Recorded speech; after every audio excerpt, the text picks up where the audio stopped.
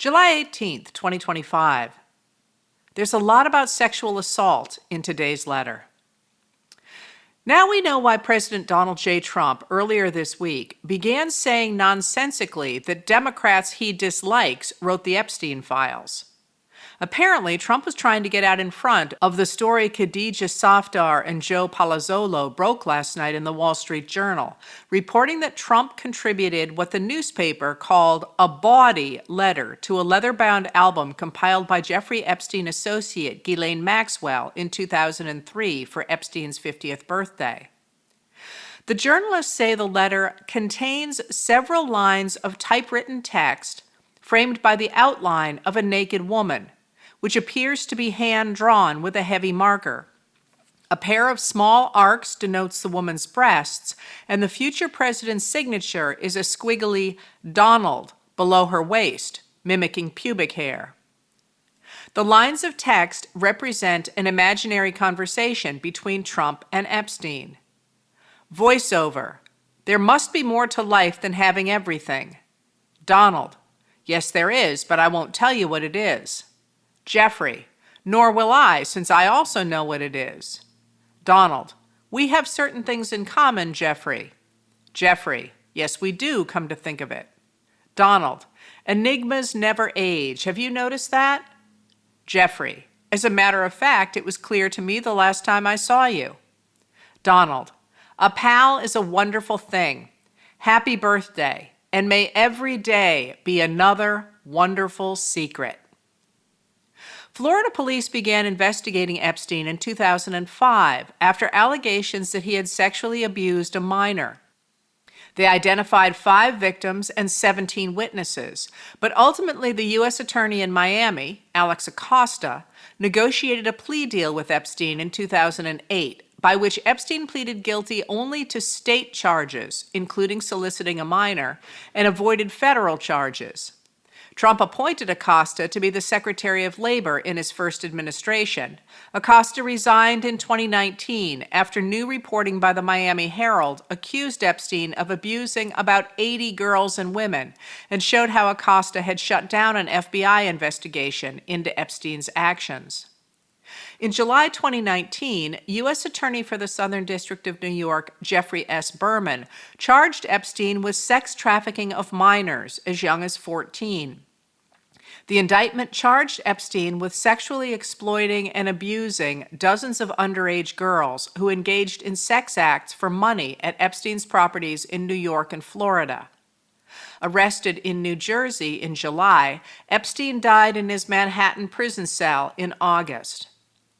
In 2020, Epstein's associate Maxwell was indicted on charges of assisting, facilitating, and contributing to Epstein's abuse of minor girls, not only in New York and Florida, but also at his residences in New Mexico and London, helping Epstein to recruit, groom, and ultimately abuse victims known to Maxwell and Epstein to be under the age of 18.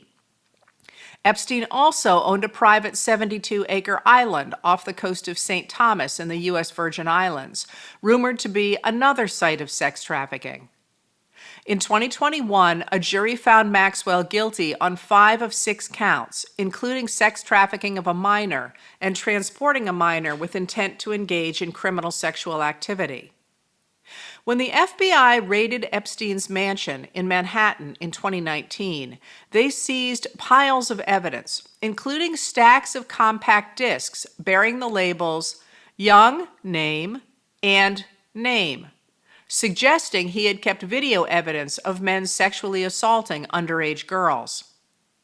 Within hours of the discovery of Epstein's body in his prison cell in 2019, Trump was retweeting a conspiracy theory alleging that former President Bill Clinton was involved in his death.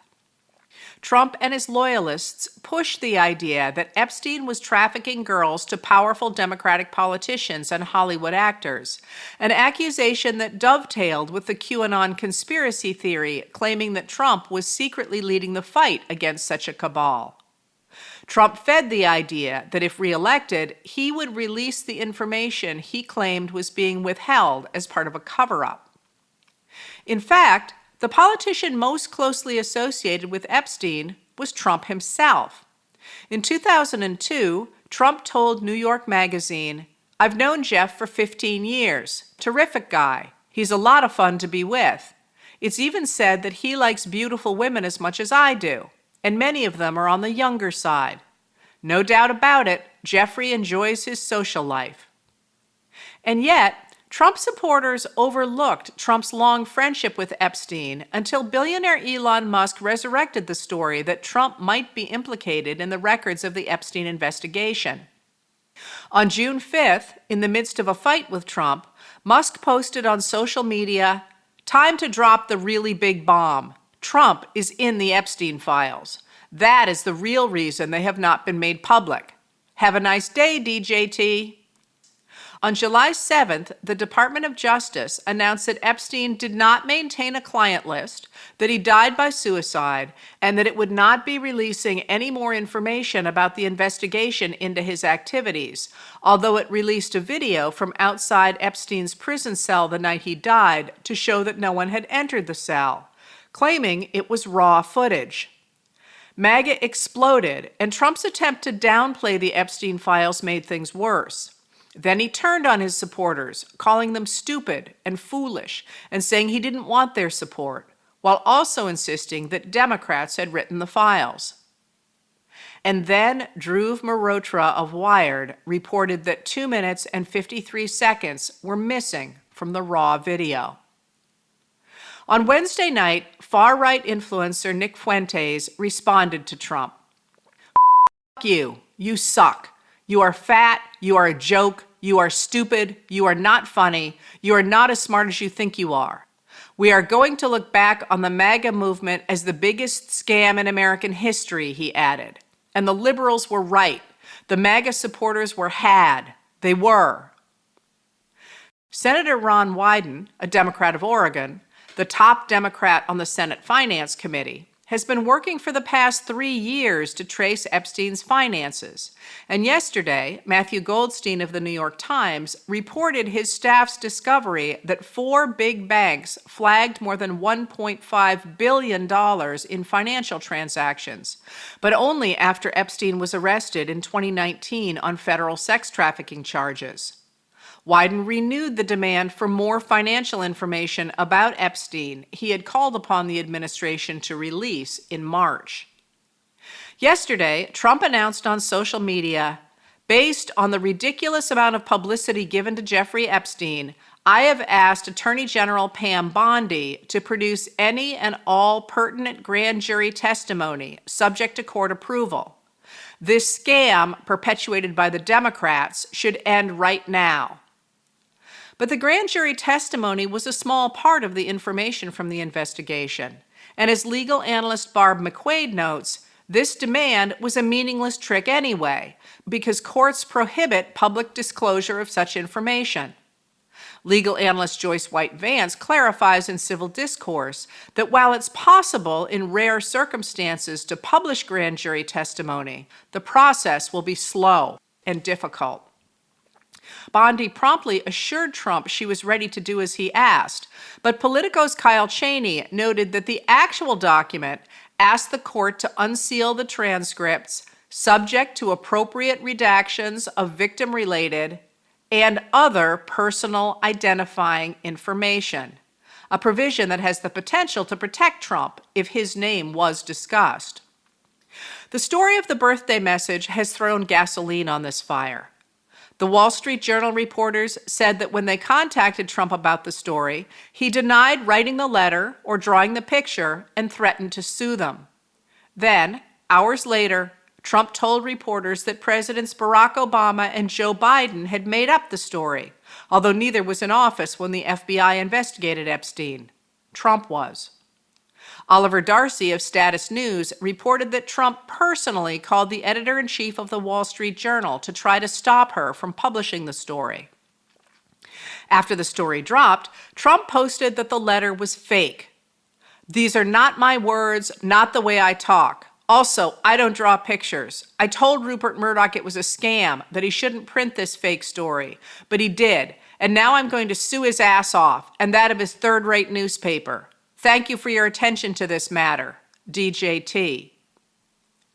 Reporters had a field day today, rebutting his claim with accounts of all the times Trump auctioned off his doodles for charities, with photos of the sketches. The drawings, many of which appear to be done with a thick black marker and prominently feature his signature, wrote Tyler Pager of the New York Times, are not dissimilar to how the journal describes the birthday note he sent Mr. Epstein.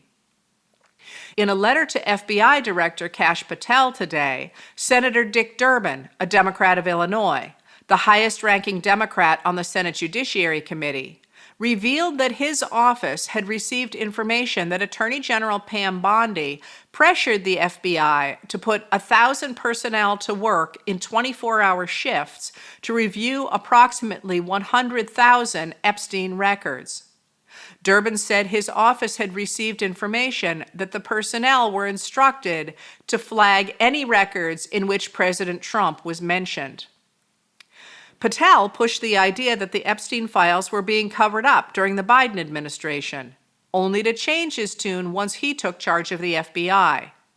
Durbin asked him to answer a series of questions about the information the FBI holds and how the administration is handling that information, like, for example, how the raw footage was modified.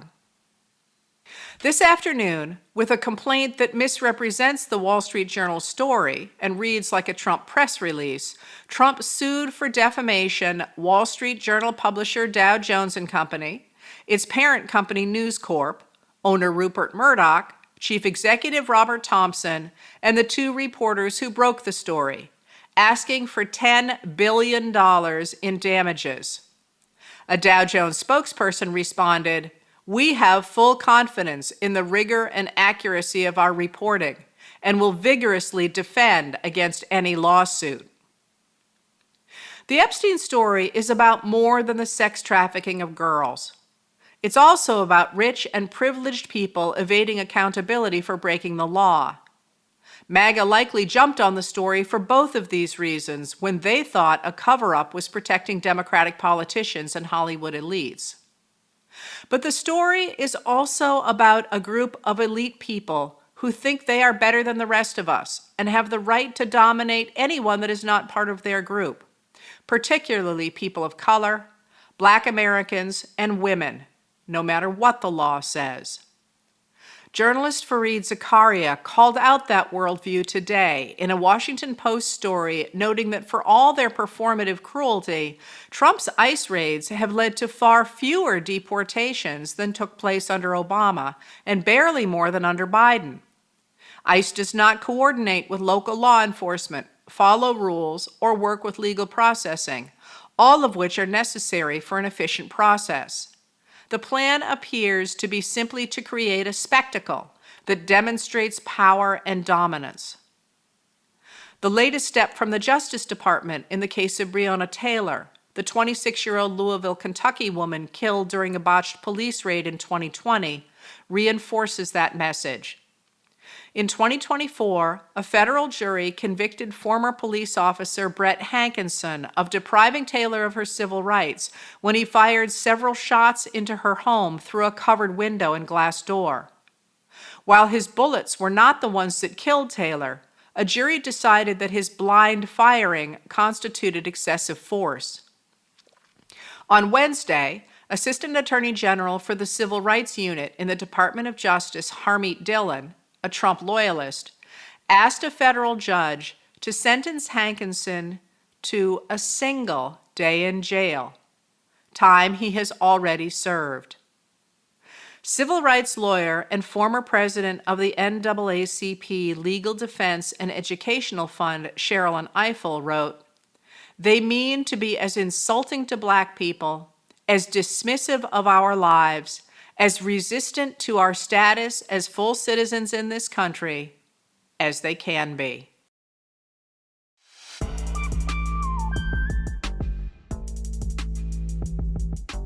Letters from an American was written and read by Heather Cox Richardson. It was produced at Soundscape Productions, Dedham, Massachusetts. Recorded with music composed by Michael Moss.